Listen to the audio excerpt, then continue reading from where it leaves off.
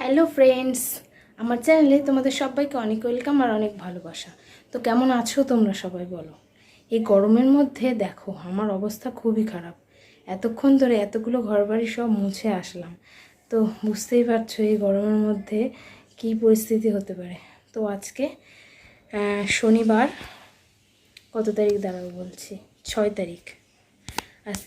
আজকে 6 এপ্রিল, শনিবার। তো আজকে সকাল থেকেই প্রচুর গরম। তো চলো দেখি তোমাদের সাথে কতটা কি শেয়ার করতে পারি। এর আগের থেকে আর কিছু শেয়ার করার মতো অবস্থা ছিল না, প্রচুর গরম, কাজকর্ম করছিলাম। তো এখন একটু বসবো, রেস্ট নেবো। এই যে তোমাদের সাথে কথা বলছি বলে দেখো ফ্যানটাও অফ করলাম। তো এখন একটু হাওয়া খেয়ে নেবো ফ্যানের, তারপরে আবার দেখবো কিছু খাবো। তো আমার শাশুড়ি মা গেছে বাজারে, বাজার থেকে আসুক তারপর দেখি কি বাজার এনেছে, তারপর খাওয়া দাওয়া করে কাজকর্ম করবো আবার। তো দেখতে থাকো, যতটা পারি তোমাদের সাথে শেয়ার করব।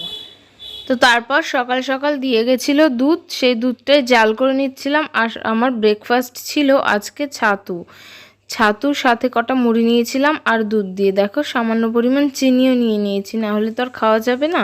তো ওই যে দেখো চিনি দিয়ে দুধ দিয়ে মেখে নিচ্ছিলাম। তো এর মধ্যে একটা কলা হলে কিন্তু ব্যাপারটা বেশ জমে যেত। আমার রুটি দিয়েই বলো আর ছাতু দিয়েই বলো, একটা কলা হলে বেশ ভালোই লাগে। তারপর খাওয়া দাওয়া কমপ্লিট করার পরে যে মাছ এনে রেখেছিল, মাছটা ধুয়ে নিলাম। তো এটা হচ্ছে রুই মাছ, জ্যান্ত রুই মাছ ছিল এটা। মাছটা ধুয়ে নিলাম আর এনেছিল সাথে চিংড়ি মাছ। এই যে চিংড়ি মাছগুলো কেটে দিয়েছিল, ওটাও ধুয়ে রাখলাম।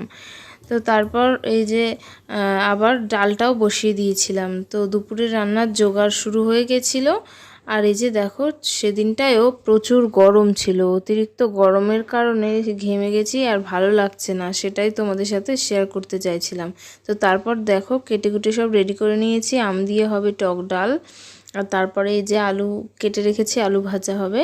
আর এই যে বেগুন দিয়ে আলু দিয়ে মাছের ঝোল হবে। তো আলুটা সেদ্ধ বসিয়েছি। তো ডালটাও এই যে প্রায় সেদ্ধ হয়েই এসেছে। তারপর এই যে দেখো ডালটা প্রায় সেদ্ধ হয়েই এসেছে। তো ডালটা সেদ্ধ হয়ে, আর এই যে আলুটা সেদ্ধ করে নিচ্ছিলাম মাছের জন্য। তারপরে এই যে দেখো আলু ভাজাটাও প্রায় হয়ে গেছে, ভাতটাও বসিয়ে দিয়েছি। তারপর মাছগুলো এখনও রেডি করে দেয়নি, মানে এতগুলো মাছ তো আর আমাদের লাগবে না, তাই রেডি করে দেয়নি বলে রয়ে গেছে। ডালটা দেখো হয়ে গেছে। তো আমার অনেকটাই হয়ে গেছে কমপ্লিট। তারপর আলু ভেজে মাছ ভেজে দিয়ে আমি চলে গেছিলাম স্নান করতে। তারপর খাওয়া দাওয়া করার পর একবারে বিকালে এই যে ছাদে এসে তোমাদের সাথে আবার দেখা হচ্ছে।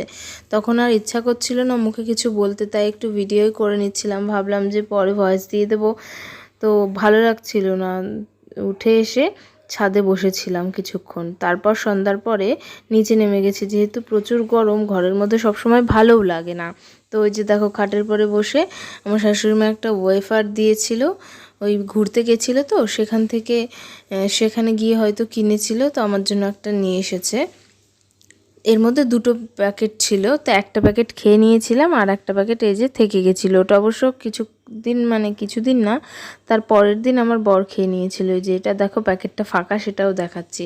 তো এত গরম লাগছিল, তারপরে ওই যে আরও একবার স্নান করে চলে এসেছিলাম, চুলটাও ভেজা, সেটাই দেখাচ্ছিলাম। চুলটা কত বড় হয়েছে নাকি ছোট লাগছে, তো মেলিয়ে দেওয়ার চেষ্টা করছিলাম, হচ্ছিল না।